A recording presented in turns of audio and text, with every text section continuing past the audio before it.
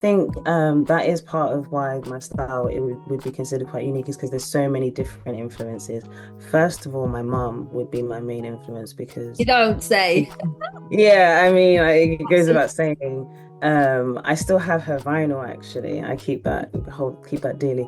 But she used to sing in a, garage. What sparked it? I mean, it's a form of expression, isn't it? So I think I consider myself quite introverted overall. You'd be surprised, right? I But am. yeah, in certain settings, I am, outgoing and whatever. But I do like, be having my own time and immersing myself in my own world and, coming up with my ideas and stuff. All of my guests were spoken about community because that's really important to me, and I know it's really important to you.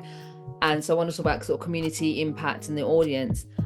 How do you approach sort of storytelling in in your songwriting, in your videos? How does that work for you? Because there seems to be a narrative in your work. KJ Podcast, time to listen to what's going on. KJ in the house, talking about it, talking about it. KJ Podcast, time to listen to what's going on. KJ in the house, talking about it, talking about it. KJ, KJ, KJ. Hey, I am Karen Jones, aka Kaz, and this is the KJ podcast. My next guest, I have known her mother for like the longest time. Yes, over 17 years. And she is an amazing singer. I'm going to say that this is a gift that clearly is in your family because your mother just sings absolutely beautifully. To stand or sit next to either of you in churches has been embarrassing for me because you both have beautiful, amazing voices. So I just want to say that she's been singing since she was a child for over 20 years and was a former lead singer in a choir. My next guest is a writer, a singer, and a performer. Thank you. And I'd love to welcome, yes, Chinyé to the KJ podcast. I'm super pleased that you're here, sitting here, and I'm loving the background actually, the guitar, and it seems to just be positioned in a way that is just, yeah, looks It's perfect. set up. It's just set up nicely. Thanks so much for having me, Kaz. Thank you. Yeah, I'm just in my bedroom. I've actually moved the stuff from my home studio downstairs up to my room. I just thought, because I started in the bedroom, I've been, and I thought, let me just go back to where I started and just really tap in. So that's where we are. That's where we are. It's a shame. I kind of would have loved to have come to the studio, but I completely understand how we've had to switch. But yes, I will be coming to the studio another Yes. time. I think it's amazing, Chinyé, that you have a studio at home. I mean, how many people can say that, right? But having been to your home, I know that you have the space for it. And so it's really great that you've been able to set up your own studio there. And I certainly look forward to doing future podcasts with you another time and hearing you sing in your own studio. Great. I have my book here with my questions. All right. And I suppose my first question is talking about your journey, your background. So can you share with us sort of, what sparked this incentive to kind of go into to music, go into songwriting? Oh, what sparked it? I mean, it's a form of expression, isn't it? So I think I consider myself quite introverted overall. You'd be surprised, right? I But am. yeah, in certain settings, I am, outgoing and whatever. But I do like, be having my own time and immersing myself in my own world and, coming up with my ideas and stuff. So yeah, kind of question. But I think that, yeah, I mean, but I do understand about being an introvert, but your music is so expressive. So I suppose Yeah. that's kind of like That's how you. it comes Yeah, out. yeah, Yeah. But absolutely. that's why writing is just a way of kind of, expressing. You kind of like, you journal stuff, you get your thoughts out, you get so, but with music, it kind of feels even more powerful. And I kind of get that from, raised Catholic, went to Catholic school, girls' school and secondary school and that. And when you pray, you're praying to God, but when you sing, it's like twice as powerful. It's somewhere in the Bible, I can't remember the verse, but so I think that really sat with me, resonated with me as well. when I think about your sort of music and you as an artist, and I know that there's been music in your whole life, you were kind of born into listening to music. So I suppose my next question is, what were the sort of earlier influences Yeah. for you? And those influences, how have they sort of shaped your path? Albeit you have a unique style, 100%, but yeah. Thanks. I think that is part of why my style would be considered quite unique is because there's so many different influences. First of all, my mom would be my main influence You because don't say. yeah, I mean, like, it goes without saying. I still have her vinyl actually. I keep that daily. But she used to sing in a, garage, but UK garage band. Her and a producer called Tom, and I'd listen to their tracks and I'd be like, oh my gosh, it completely inspired me. It's like my mum can do it, I can do it, and she was so encouraging as well. So that would be a main inspiration. And then Frank Ocean would be another one for me because he kind of goes for it's all kind of all sorts of genres. You've got the rock, you've got the R&B, you've got a bit of pop in there. Definitely Frank Ocean, Kate Bush, a British, a songwriter and producer. I started producing quite recently as well, so that's definitely an influence for me. The list could goes on. Imogen Heap, with her vocal layering, her harmonies, and the textures and the quality of her mixes. And she won a Grammy for in Okay. 2009 for sound best sound engineered album. And I Mm. actually did sound engineering at uni, so that's probably why I set up my stu anywhere I go, I set up a studio because I have that engineering background. So yeah, so many influences, but yeah. Mm. And I hear you when you mention Frank Ocean and just the various sort of genres and you bringing that into your field. Yeah, Absolutely. Yeah, I hear yeah, that. yeah. And so, as a solo artist, how do you challenge yourself creatively? Mm. Yeah. I mean, because a lot of the creative process, I mean, it comes from experiences. So I kind of push myself to come out of my comfort zone sometimes and go to an event that I wouldn't normally go to and meet new people, put myself in, different scenarios, to get the experience and then I'd write about it. So it's like a cycle there.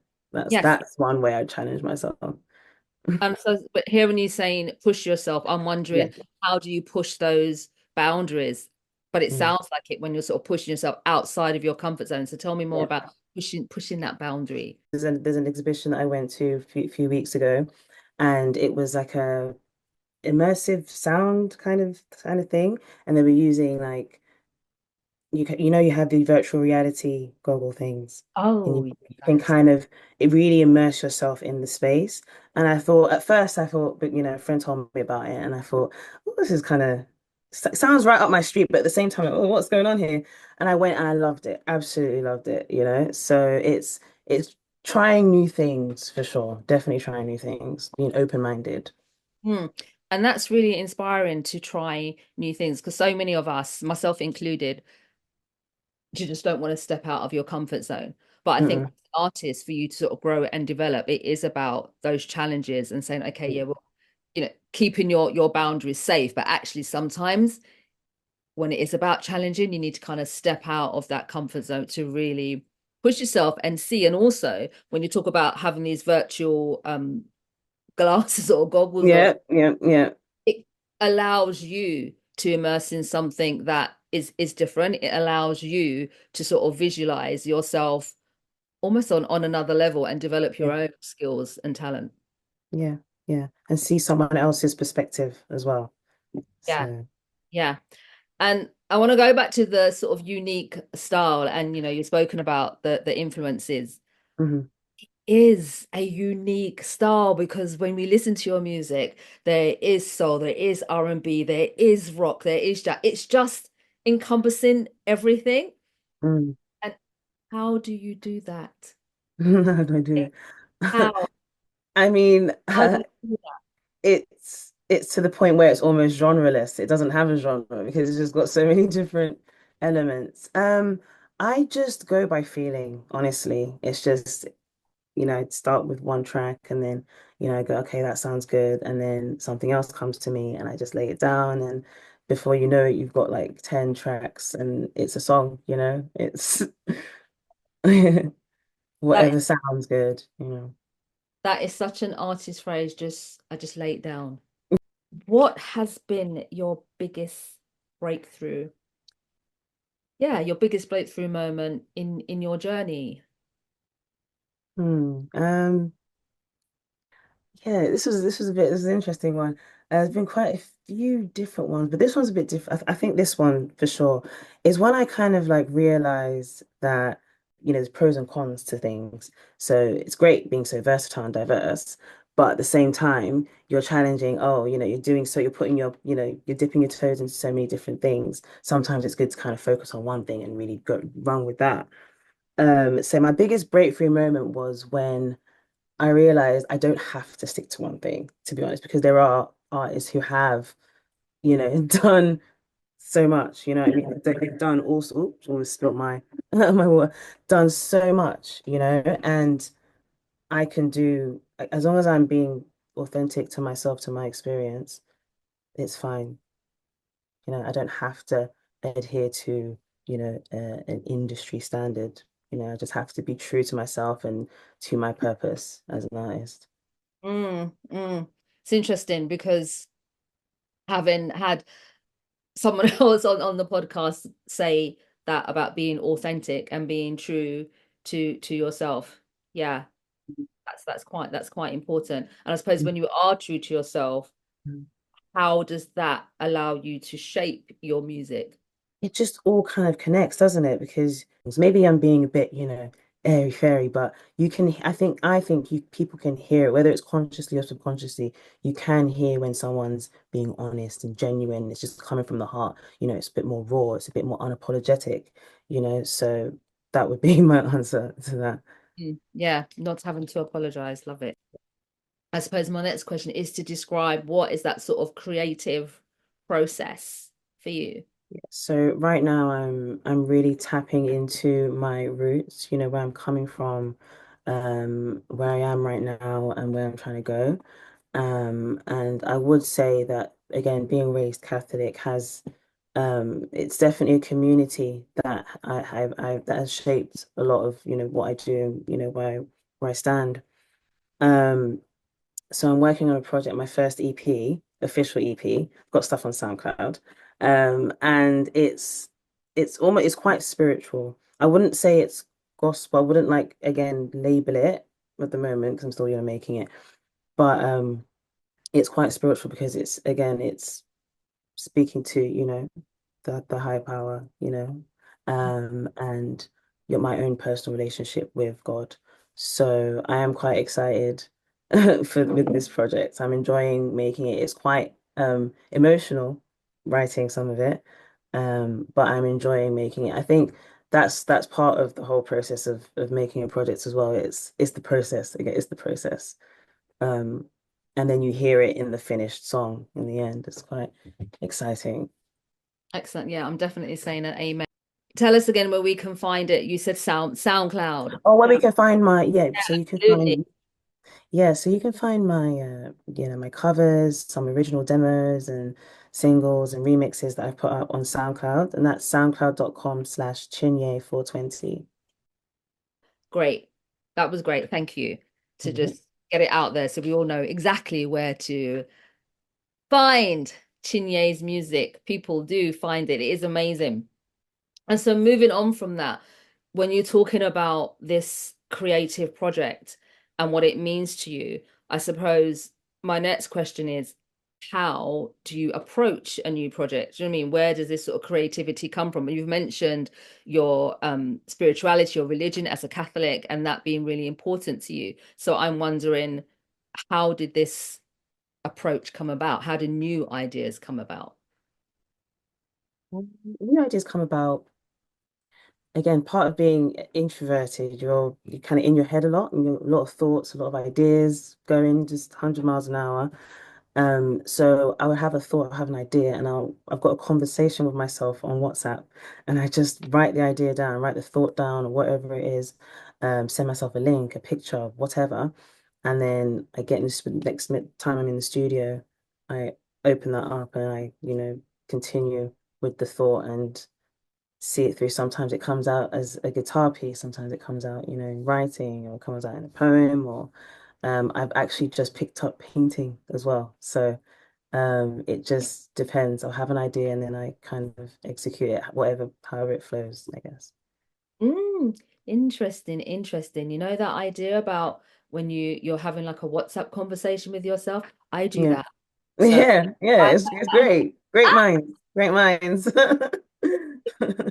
It's just so I much easier. Everything in one place. honestly, Um, and it's really interesting because I have like my personal phone and I have my business phone, and I am sending messages from my personal phone to my business phone, particularly if I'm hearing something for new ideas and it being creative that's related to my work. So I hear it, girl. Exactly, exactly. Yeah. Yes. I wonder how many other people do that. Exactly. I'm sure it's more normal than we think. Probably more people than we think. Yeah, because I do think, oh, it's strange in the beginning, but actually, no, I'm cool now that I know that you also do that. All right. Moving Um, I really want to talk about this is a brilliant project that you have done, the theme song for Out of Breath. And yeah, tell us a bit about out of breath, because I'm gonna waffle on and then I'm gonna say something after you say something about out of breath. Out of Breath, it's a traditional Nigerian film, a modern traditional Nigerian film, based on a story about my great grandfather, my mum's grandfather, yes. Um, about traditions that they used to have that were quite, I'll say intense. I don't want to spoil it, no spoilers. Yeah, But absolutely. traditions that we have in the village, back home in Nigeria, that were quite intense. And my great grandfather was the key person that kind of, put a stop to one of those traditions that was just, oof, yeah. So that is quite it's a touching story, So I was really, really honored that my mom asked me to, work on that. She's been so excited to work on it, for years. She wrote the script quite, a while ago, and I'm so excited that it's coming from an idea to, reality. Absolutely, to the screen, absolutely. And I Mm. think for me, with Out of Breath, was having the opportunity. We had a prayer meeting one evening, and then we set dates to actually read the script, which was just really, really lovely, really, really super.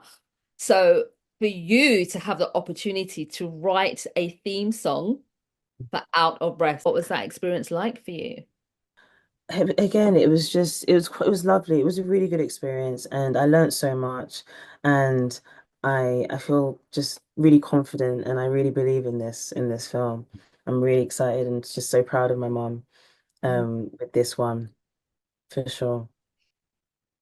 How do you've got this movie, right? So there's this Hmm. amazing script, this amazing movie, and then you have written a beautiful theme song. How did you approach that? Your creatively. The first thing I thought was strings. I'm gonna need strings. It's again, it's quite an emotional one. It's bittersweet, I'd say. So you're gonna need those heart-wrenching strings. So I thought, oh, I'm gonna have to, I found a violinist. He's amazing. Theo Warrington, he's great. And he played some parts. I composed the parts on my laptop, and then I had a session with him, and he, played them, and it sounds amazing. That was probably my favorite part about creating this song, the strings. And then with writing it, I understand my language Igbo. The film is in Igbo. It's a traditional film.